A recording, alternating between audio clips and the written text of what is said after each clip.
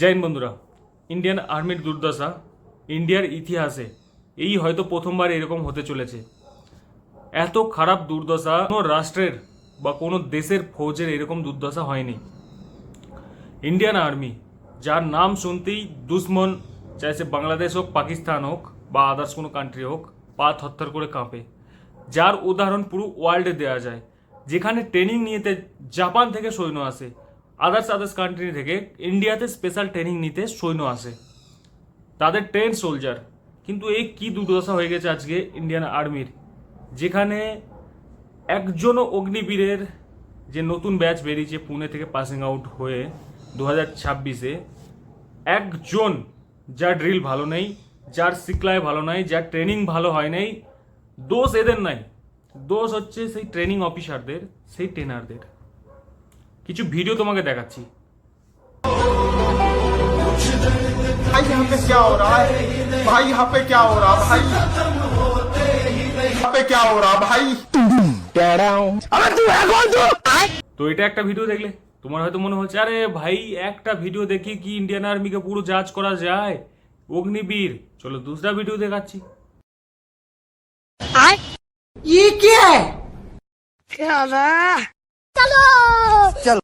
बैगन ভিডিওটা দেখো, আশা করি তোমার মনে হচ্ছে যে একজন দুজন তো এরকম থাকতেই পারে। পুরো ট্রেনিং সেন্টারে যদি 1000 জন ট্রেনিং করে, তার মধ্যে 50 জন 100 জন ফিজিক্যালি উইক থাকতে পারে। তুমি যদি ফোর্স মেম্বার হও বা হও, তোমার মনে এটা হচ্ছে। চলো অন্য প্যারেড দেখিয়ে দিই। যাদের ড্রিল সম্বন্ধে ধারণা আছে দেখি বুঝতে পারছো, যারা এনসিসি ক্যাডেট বা ইন্ডিয়ান আর্মিতে কর্মরত, তারা দেখে বুঝতে পারছো যে এদের কি বুড়া হাল। না কোনো হাতের মিল, না পায়ের মিল, না তালের কোনো মিল, কোনো মিল নাই। পাসিং আউট প্যারেড মানে যেখানে তোমার পুরো ট্রেনিং এর সিকলাই, তোমার ডিসিপ্লিন, তোমার ড্রিল, তোমার প্রত্যেকটা জিনিস পাস করে প্রদর্শনী করা হয় একজন ভিআইপির সামনে বা দেশের সামনে, বা দেশের সৈন্য বানিয়ে তোমাকে বর্ডারে পাঠানো হয় দুশ্মনের সঙ্গে লড়ার জন্য। কি শিখেছো তুমি এখানে? ড্রিল শব্দের অর্থই প্রথমেই ডিসিপ্লিন আসে। কোনো ডিসিপ্লিন নেই, কোনো সিকলাই নেই। চলো এ তো গেল ড্রিল, ফিজিক্যালি ফিটনেস দেখে নিই। তো ভাই, এ হচ্ছে ইন্ডিয়ান আর্মি থেকে ট্রেনিং প্রাপ্ত আমাদের অগ্নিবীর, যার জন্য আমরা প্রাউড ফিল করছি, যার 10 কদম 10 স্টেপ চলার মতো স্টেমিনার তৈরি হয়নি পিওপির পরেও। তো এই হচ্ছে ফিজিক্যালি ফিটনেস, যার ক্রোকোডাইল চালে যাওয়ার ক্ষমতা নেই। আজকের সিচুয়েশন যে তৈরি হয়েছে, এর জন্য দায়ী কিন্তু গভর্নমেন্ট। কারণ স্কিমটাই এত জলদি তৈরি করেছে, এত কম সিকলারের মধ্যে তৈরি করেছে। কিছু করার নেই, অগ্নিবীর 4 বছর পর চলে যাবে। ভাই অন গ্রাউন্ড লড়াই আলাদা হয়, ঝেলার মাদা রাখতে হয়। যখন ডান্ডা পড়ে, যার ঝেলার মাদা থাকে না, সে ট্রেনিং সেন্টার থেকে চলে যায়। কেউ পাঁচি টপকে পালায়, কেউ বাইট দিয়ে পালায়, কেউ রাতে পালায়। তো ভাই এর মধ্যে কি সিকলাই আছে? ফিজিক্যালি উইক, কোনো ফিটনেস নেই। আমি তো এখনো পর্যন্ত চ্যালেঞ্জ করছি, আজ ট্রেনিং করেছি অনেক বছর হয়ে গেল, এই ব্যাচে যেগুলো পাসিং আউট হয়েছে, একজন ছেলে এসে কোনো ফিল্ডে আমার থেকে আগে নিকাল দেখাও। এই যে টোটাল ট্রেনিং সেন্টারে পুনে থেকে যে এই যে ব্যাচটা পাসিং আউট হয়েছে, এই ব্যাচের যে কোনো স্টুডেন্ট, যে কোনো ক্যান্ডিডেট, ওপেন চ্যালেঞ্জ থাকলো আমার, কোনো ফিল্ডে আমার থেকে আগে বেরিয়ে দেখাও। তো ভাই এই যে অগ্নিবীর স্কিম, এটা ভেতর আমাদের সিস্টেম, ইন্ডিয়ান আর্মি সিস্টেম ধীরে ধীরে ধ্বংস করছে। এবং আগামী দিনেও হয়তো, জানি না, সরকার যদি কোনো ডিসিশন নেয় তো খুব ভালো। বাকি সরকার হয়তো দেশের হিতেই করছে, যেটা করছে দেশের ভালোর জন্য করছে, সরকারের বাজেট বাঁচানোর জন্য করছে।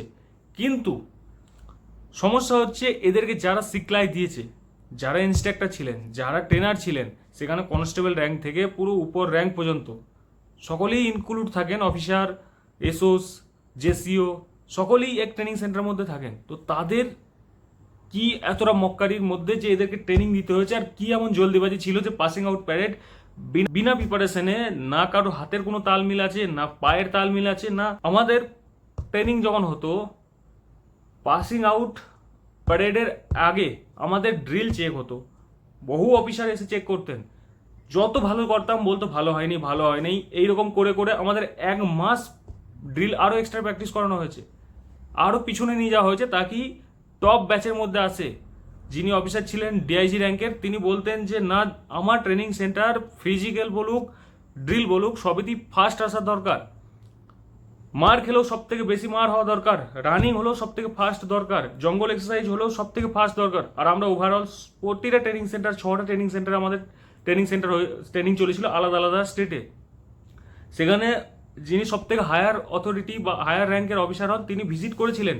সেই 6টা ট্রেনিং সেন্টারের মধ্যে আমাদের ট্রেনিং সেন্টারে আমরা টপ নিয়ে এসেছিলাম, চাই সে ফিজিক্যালে হোক, ড্রিলে হোক, জঙ্গল এক্সারসাইজ হোক, তোমার যে কোনো ফিল্ডে 2,500 থেকে 3,000 স্টুডেন্ট বা ক্যান্ডিডেটের মধ্যে আমাদের ট্রেনিং সেন্টার ফার্স্ট ছিল।